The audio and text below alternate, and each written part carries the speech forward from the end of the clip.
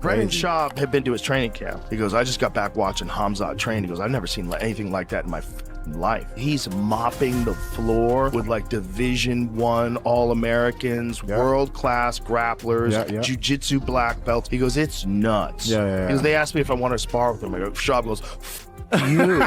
The moment the new footage of Khamzat Chimaev hit the internet, the entire MMA world seemed to stop breathing.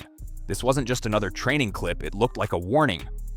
A version of Chimaev so violent, so precise, and so relentless that even champions and analysts began quietly asking the same question: who survives this? The panic wasn't just about his power. It was about a strange detail hidden inside the footage, something almost everyone missed on first watch. Because once you see it, once you understand what Khamzat is really preparing for, everything about the divisions starts to change.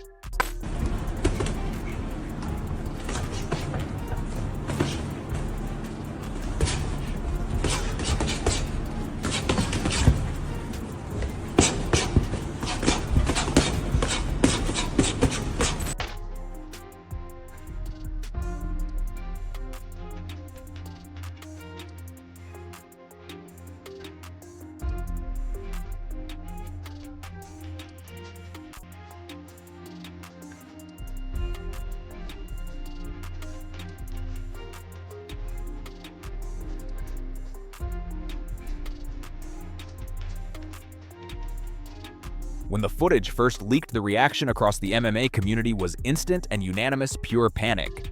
Fighters, coaches, and longtime analysts all had the same stunned expression. This didn't look like training, and it definitely didn't look like preparation for a single opponent. Every movement Khamzat made carried a kind of violent urgency that you don't usually see in a gym. The tempo was too fast, the pressure too sustained, the intensity too ruthless. Even the way he reset after exchanges felt different, like a man who refused to give himself a moment of comfort. Fans started replaying the clips in slow motion, trying to understand why it felt so unsettling. What they noticed was a shift in the way he attacked positions. No hesitation, no warm-up pace, no light flow. Every strike had purpose. Every takedown had finality. It was as if he wasn't sharpening tools, he was preparing for a war he believed was days away. For many, this was the first sign that something had changed inside him, that the calm contender had transformed into something colder, more calculated, and far more dangerous. But that was just the surface.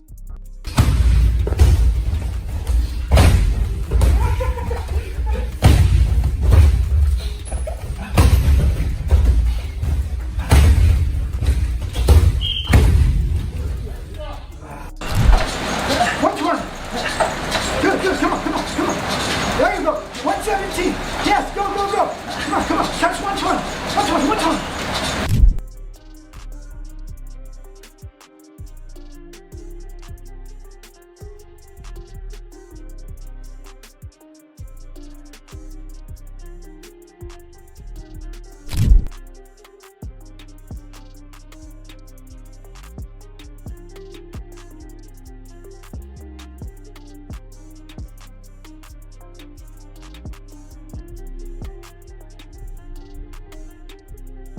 Brendan Schaub was one of the first people to see the chaos up close, and his reaction set the tone for everything that followed. After visiting Khamzat's camp, he came back looking like he'd witnessed something he couldn't fully explain. He described world-class grapplers, Division I wrestlers, elite jiu-jitsu black belts, seasoned pros being tossed around like they were newcomers on their first day.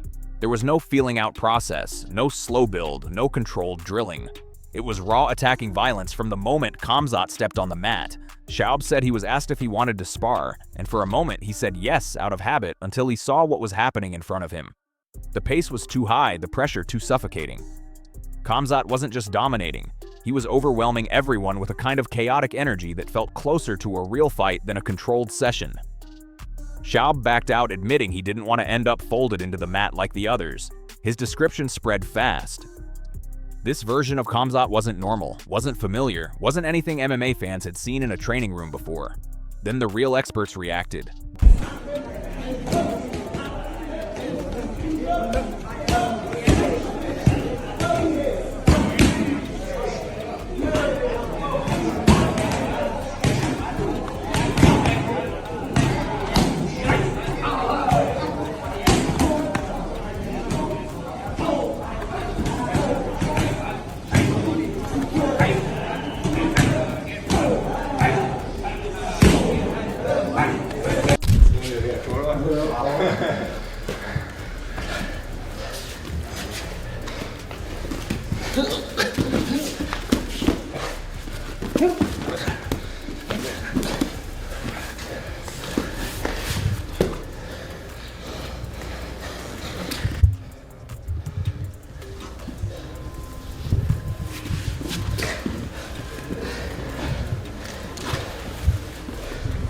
Joe Rogan watched the footage and his reaction was immediate.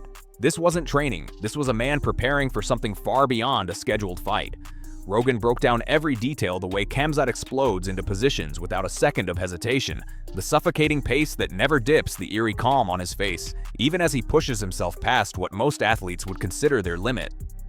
He called it controlled chaos, the kind of intensity you only see in someone trying to break invisible barriers, not just improve technique. And the mentality behind it, Rogan shared a story that said everything. He described riding with Khamzat and Darren Till as they tore through the streets, doing reckless donuts, weaving on the wrong side of the road, laughing like adrenaline was oxygen. Rogan admitted he was in the back seat, screaming seatbelt locked, begging them to stop. To him, it revealed something more terrifying than the training, a mindset wired for danger, unpredictability, and absolute fearlessness. Rogan hinted without fully revealing that he has a private prediction about Khamzat's future that could turn the entire welterweight and middleweight landscape upside down. A prediction he said fans aren't ready to hear yet, but Rogan wasn't the only one unsettled.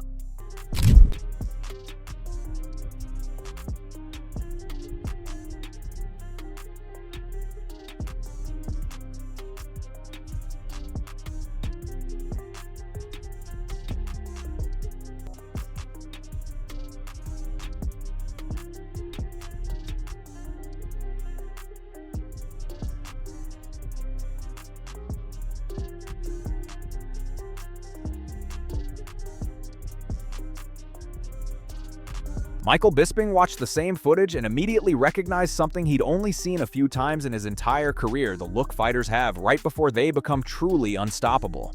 He said there was a cold, focused hunger in Khamzat's eyes, the kind that doesn't come from hype or pressure, but from a fighter who has already decided he's taking everything in front of him. It wasn't bravado. It wasn't emotion. It was conviction. Bisping pointed out something even more unsettling. Khamzat's pace didn't fall apart when he got tired. In fact, it got worse for his partners. Even when he was gasping for air, he kept pushing forward, refusing to let anyone slow him down. His striking looked sharper, more deliberate, and more calculated than ever, while his grappling carried that suffocating weight that has broken opponents in the past. The sudden level changes, the unpredictable angles, the non-stop pressure, it all painted the picture of a fighter evolving in real time. To Bisping, this wasn't just improvement, it was transformation. A fighter rebuilding himself into something far more dangerous than the version fans had already feared. The mentality, the pace, the precision, it all signaled a man preparing not for a fight, but for dominance. And then Chael Sonnen noticed something deeper.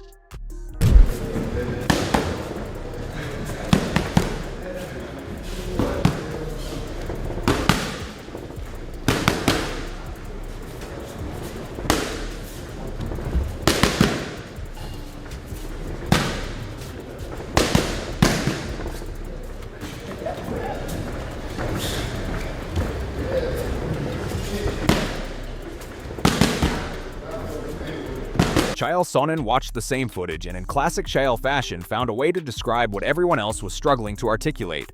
To him, Khamzat wasn't just improving, he was operating on a different frequency. Sonnen said the way Chimaev shot for takedowns didn't look like a wrestler trying to score points. It looked like a man trying to collapse the entire mat beneath his opponent. Every entry was explosive, every finish was violent, and every scramble carried that unmistakable "I refuse to lose this position" energy. What stood out even more was the striking. For years, fans saw Khamzat as a grappler with power, but Chael said something has changed. The confidence in his punches now matches the brutality of his wrestling. His combinations look sharper, his timing cleaner, and his pressure more controlled. It's the kind of balanced, violent grappling mixed with fearless striking that turns contenders into nightmares for multiple divisions. Chael even hinted at a bold prediction, something so big that fans initially thought he was trolling. He didn't reveal it outright, but he made it clear if this version of Khamzat walks into the cage, the landscape of two divisions might not survive the impact. But the reaction that shook fans the most came from DC. There you go, good. Ha! Go. Yeah, that was good. Good journey. Just like that, pa.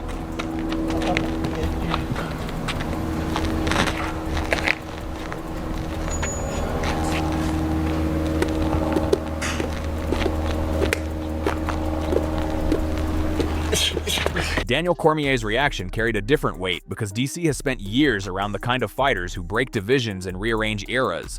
When he watched the footage, he said Khamzat reminded him of the old-school savages, the ones who drowned opponents from the opening bell and never let them breathe again. It wasn't just the skill or the athleticism. It was the attitude. Zero hesitation. Full commitment. Every movement thrown with the intention to overwhelm, smother, and mentally exhaust whoever stood in front of him.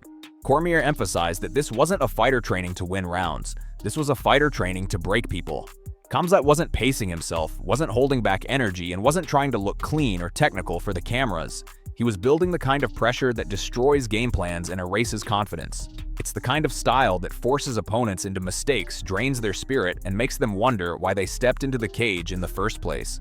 What shook fans even more was how many former champions quietly agreed with DC. They recognized the signs, the obsession, the relentlessness, the refusal to take a single step backward. It's the exact mindset that builds dynasties. And then fans discovered the secret detail. When fans slowed the footage down frame by frame, they realized something the analysts hadn't said outright. Khamzat wasn't drilling techniques, he was drilling your reactions. Every entry, every feint, every shift in his stance looked like a test designed to trigger panic. He wasn't just practicing how to shoot a takedown, he was practicing how you would defend it. He wasn't just throwing strikes, he was throwing the exact shots that force opponents into predictable chaos. In slow motion, you can see him anticipating behaviors before they even happen. He changes direction a split second before his partner reacts, cuts angles that only open when someone is overwhelmed, and pressures forward in ways that make most fighters retreat without even realizing it. This wasn't technique-focused training. It was panic-focused preparation, the kind that allows a fighter to dominate not just physically, but psychologically. Every strike he threw had intention behind it, like a message directed at future opponents. I know what you're going to do before you do it. Every takedown looked like a warning. When I grab you, you're not getting back up. This is how fighters prepare when they believe they're meant to rule not one division, but multiple. It's the training style of someone building inevitability. And now comes the part no one expected. Chael Sonnen finally revealed the prediction fans thought he was joking about. If this version of Khamzat enters the cage, he won't just win, he'll take over 2 divisions before anyone realizes what happened. Rogan echoed the same fear, privately saying he believes Khamzat is the only fighter in the UFC right now who could realistically become champion at welterweight and middleweight without changing his style. Not switching camps, not reinventing himself, just walking forward and breaking whoever stands in his way. That's why insiders are suddenly uneasy. Champions who once dismissed the idea of Khamzat moving up now talk about him with a different tone. Analysts who used to debate matchups now debate damage control. And coaches who swore they had the blueprint to beat him are quietly admitting that this new version might not have a blueprint at all. Because Khamzat isn't preparing for rankings anymore. He isn't chasing contenders, chasing hype, or chasing names. He's training for legacy, the kind of legacy that swallows divisions whole and forces the sport to redraw the hierarchy around him. And so the question now isn't whether Khamzat is ready for the belt. The real question is anyone ready for him?